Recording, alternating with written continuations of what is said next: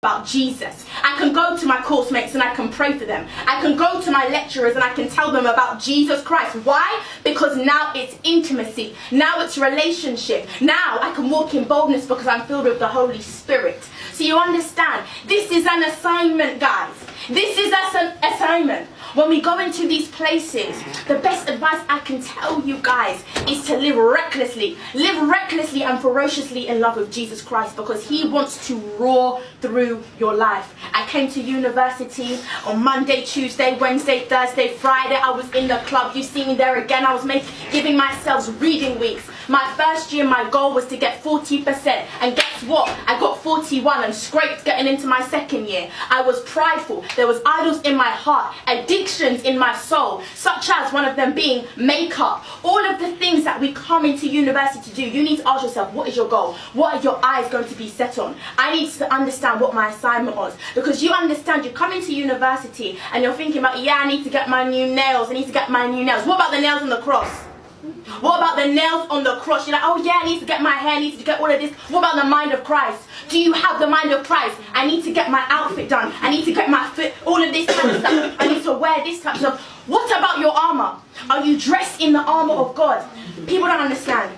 This is a battlefield. This is war.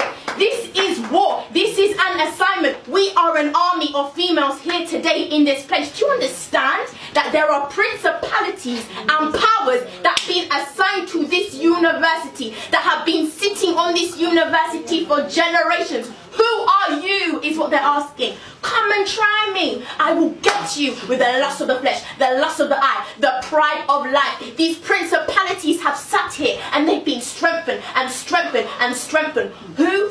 By who? By who? By other students who are indulging in all of the things that we have not been called to indulge in. Do you understand? People who are living life, the worldly thing. There's a principality of worldliness that just infests universities. Why? Why do we have this? Because we're called to be alive. Because we're called to come into this place and conform it to the image of Jesus Christ. We're called to be lights, guys. We're called to come into places. This is the thing, okay. This is the thing. We come to university and we're like, oh yeah, you know, uni, you know, what can I offer? These types of things. Do you know who you are? Do you know who you are? Do you know what's inside of you? Do you know what you have inside? Do you know what God has placed inside of you? A lot of us, you see, we're being whacked here and this way by people and demons and all of these types of things that are causing us to be afflicted. But God's called you into freedom. God's actually called you into freedom. He's called you to, he's brought you here. He's brought you here to this place so that he can break anxiety off you. He's brought you to this place so that he can break depression out of your life. He's put you in difficult situations, not so that you can be defeated, but so that you can slay your Goliaths in this place. In this place. The Lord wants to move in this place. He wants to cause revival. People are dying at university. Do you know people are committing suicide? People are committing suicide because we are believing the lie that we cannot spread the gospel. That's why we're believing the lie that no one needs to hear the gospel of Jesus Christ. We came for a fellowship, we came for a fun time, but I can't leave this place. I cannot leave this place without telling you guys that we've got souls to save.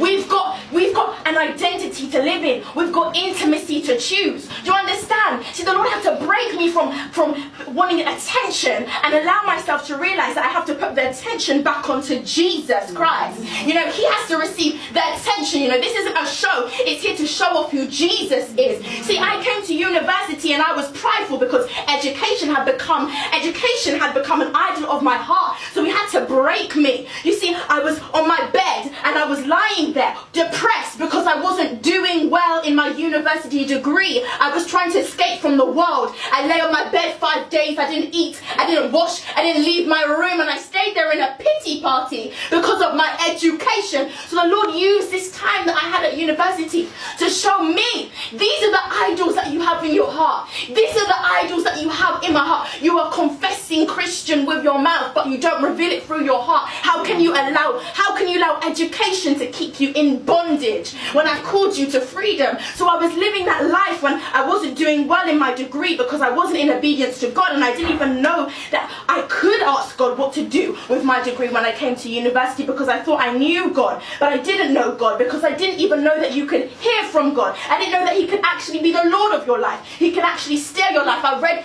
passages in the Bible, but they weren't a reality. They weren't a reality. I would read the Bible and I would think, yeah, I know what I'm talking about. I had no clue. I had no understanding. I had no revelation, and I had no intimacy with the Holy Spirit. This time that you have here is to cause you to be intimate with the Holy Spirit. We can't come to these fellowships and leave university and be the same and allow all of these things to keep us oppressed, because I was in that place and the only thing that kept me going was my worship. The only thing that kept me going was my prayer.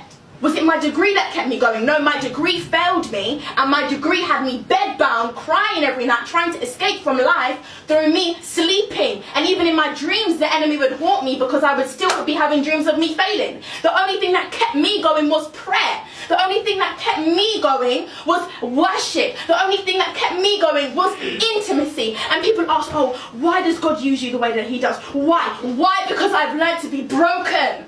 I've learned to be broken in his presence. Some of us, we come to these fellowship events, but you won't catch us one-on-one in intimacy with Jesus when we're in our rooms. We come to these fellowship events and we won't tell God about our problems. We won't submit things to him, and then we want to do this and we want to do this, and we say, God, you're the Lord of my life. No, he's saying, I'm not the Lord of your life. Who am I to you? Who am I to you?